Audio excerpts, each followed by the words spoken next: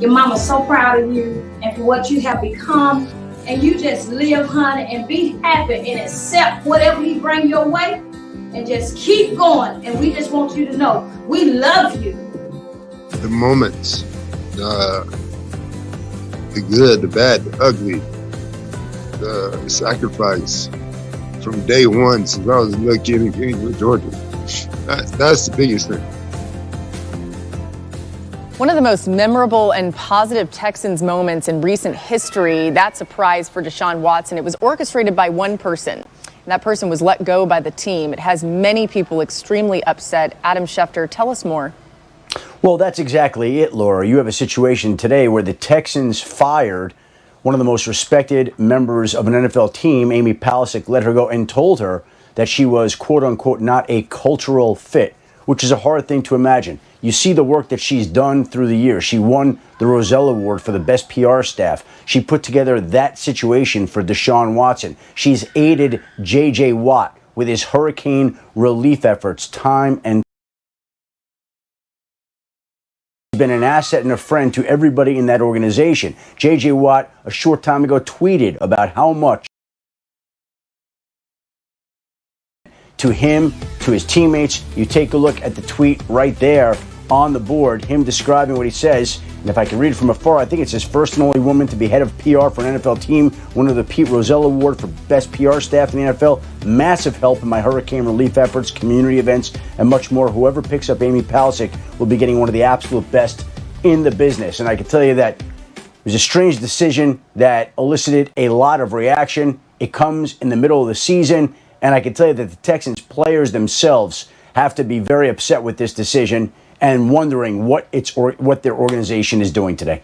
Yeah, to your point, Adam, Amy has blazed such a trail, and she will certainly find a landing spot. I'll be very lucky to have her. Thanks for that information. Let's carry on here with Baker Mayfield. And as Adam reported earlier, back in action after a week off and off the reserve COVID-19 list, coming in contact, of course, with a staff member who tested positive, but he never tested positive himself. He participated remotely, was back at practice today ahead of the Texans matchup. Kevin Stefanski looking for the next step out of his QB.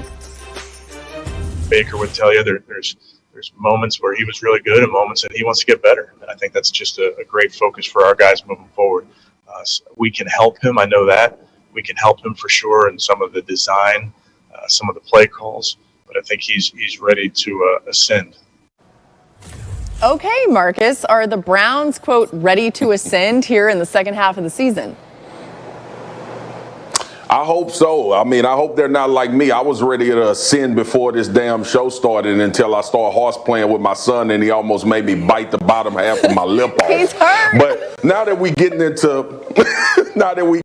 some football, yes, they should. And Cleveland has a really good road to making the playoffs and potentially having a lot of success. Baker Mayfield has benefited from Kevin Stefanski. Stefanski has acknowledged what he has the ability to do, and we see it here. Like, you pick up the Texans, the Eagles, the Jags, all very winnable games. You get to the Titans and the Ravens, that'll be points where you have to prove that you belong with the big boys. And then Giants, Jets, and at the end of the year, the Steelers, another opportunity to continue to build on what they have. This could be a 10-win team, but the ones that matter, and I've talked about this all season long, in their division when they play the Ravens, how will they perform when they play the Titans? How will they perform when Baker Mayfield has to be the centerpiece and perform at a very high level? I can't wait to see that. This team is a playoff team if they can get their quarterback and continue to stay on the same trend that they're on. All right, Adam, so you got to put Marcus Spears on the injury report at this point with a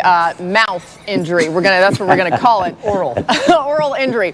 Okay, not just Baker returning this week. Adam, what do we know about Nick Chubb's status for the Browns? Well, Nick Chubb's knee is as important to him as Marcus Spears' mouth is to him. So let me give you the update on Nick Chubb here. He was back at practice today. He was going through with a knee brace on, but he looked pretty good. And right now it looks like he's tracking to play. So we got Marcus on the show today. His mouth is working right now, and Nick Chubb's knee seems to be improving and showing enough progress that he's going to be out there on Sunday, it looks like right now, against the Houston Texans, which will be a big boost for Cleveland's offense and a big boost for NFL Live this afternoon, having Marcus back. Oh, you got to play hurt, man. Well, listen, you got to we play take hurt Marcus sometimes. up. I'm playing hurt.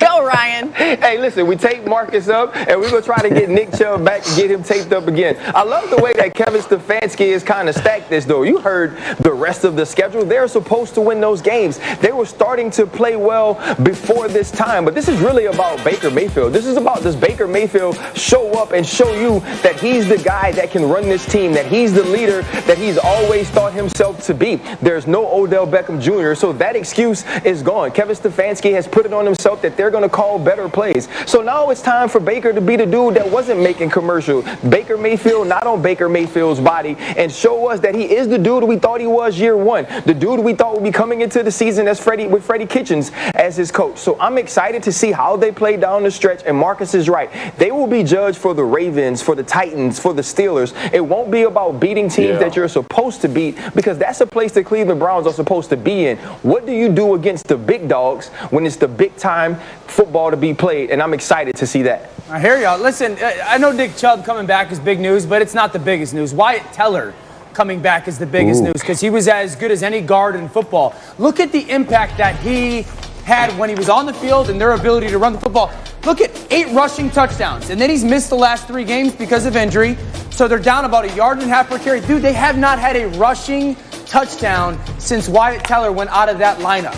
That is such a big deal. Look at him dent the defense. This is how you get a good run game. Well, 1, to play against the Cowboys, but 2, dent the defense. You change the line of scrimmage, especially in a zone run game. You want to give the back the ability to get to the line of scrimmage and then make his cut. And that's what Wyatt Teller was doing for that offense. Listen, this is who Wyatt Teller is. And RC, you'll know about this. Shefty, maybe a little bit. Ruddy for sure. Marcus, you ain't never been in a fight. But when you go into the fight without Wyatt Teller, it's like, you know, you go to a fight, you don't got all your people with you, and you're like, part of BR. You know what, I don't feel good about this. Now you got Wyatt Teller in the fight, and you're like, all right, we can go throw some hands. Marcus, you don't know nothing about that. Dan's out here throwing flames today. Marcus? Guys, excuse me. Guys, no one that drinks coffee the color that Dan drinks coffee has ever been in a real fight. Marcus drinks the same color. No one that doesn't use seasoning has ever been in a real fight. Dan Orlovsky, I am 100% certain, has never thrown real hands. He's the most peaceful, Bible-reading person I know. Anytime we're about to fight Dan break the Bible out, Dan be like, brothers, if you look right here, it says, thou shalt not raise his hand and shall turn the other cheek. Now let's go eat some dried chicken with some asparagus. You know, Dan, asparagus. Nobody. I got in 2 fights in my life, Darcy. I got in a fight my freshman year of high school because I wanted to be a quarterback. And then I got a fight at Assumption College because someone said something to my buddy the wrong way. Now I was like, yo, nice throw. Guys. But I didn't throw, I stayed in the back. If you can count your fights, you have not been in enough of them. Listen, the only person that has real street cred on this show is Adam Schefter, and I'm going to leave it right there as we head on to the rest of NFL Live. Wait till you hear what Lamar Jackson said about his offense. This is really interesting. Just earlier today, talking about why they may have some struggles. We'll be right back.